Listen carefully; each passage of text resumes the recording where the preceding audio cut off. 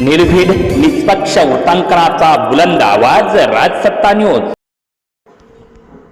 राधाकृष्ण विखे पाटील यांच्या नावावर व्हायरल झालेली कथित कॉल रेकॉर्डिंग पूर्णपणे बनावट, राजकीय सूडबुद्धीने आणि विखे पाटील यांची बदनामी करण्याच्या उद्देशाने डीप फेक आणि मॉर्फिंग तंत्रज्ञानाचा गैरवापर करून हा गंभीर प्रकार केल्याचे उघड।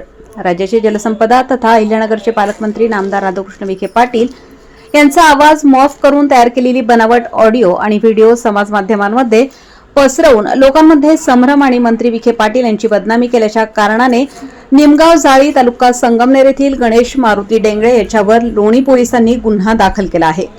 गणेश डेंगळे यांनी आपल्या इंस्टाग्राम खात्यावर मंत्री विखे पाटील यांच्या संदर्भात समाजामध्ये गैरसमज निर्माण होईल तसेच त्यांच्या चारित्र्यास हानी पोहोचवण्याच्या दुष्ट उद्देशाने हेतूने गंभीर स्वरूपाचे आरोप केल्याचे निदर्शनास आल्यामुळे लोणी बुद्रुक येथील कार्यकर्ते अनिल नानासाहेब विखे यांनी लोणी पोलीस ठाणे येथे तक्रार देऊन गुन्हा दाखल करण्याची मागणी केली आहे।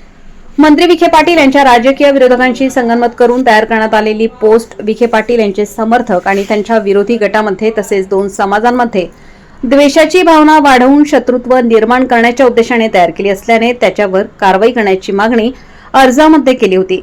सदर पोस्टमध्ये गणेश डेंगळे यांनी केलेले आरोप निराधार, तथ्यहीन असून त्याचा वास्तवाशी कुठलाही संबंध नाही। इंस्टाग्रामवरील व्हिडिओ द्वेषपूर्ण व मंत्री विखे पाटील यांची प्रतिमा मलिन करण्याच्या उद्देशाने केल्याच्या कारणाने लोणी पोलिसांनी गणेश डेंगळे याच्या विरोधात 24 जुलै 2026 रोजी 366/2026 भारतीय न्याय संहिता 2023 नुसार कलम 336(2), 336(3), 336(4), 353, 353(2), 356, 351 आणि 352 अन्वये गुन्हा दाखल केला आहे। पुढील तपास लोणी पोलीस करत आहेत। राजसत्ता न्यूज ब्युरो, लोणी।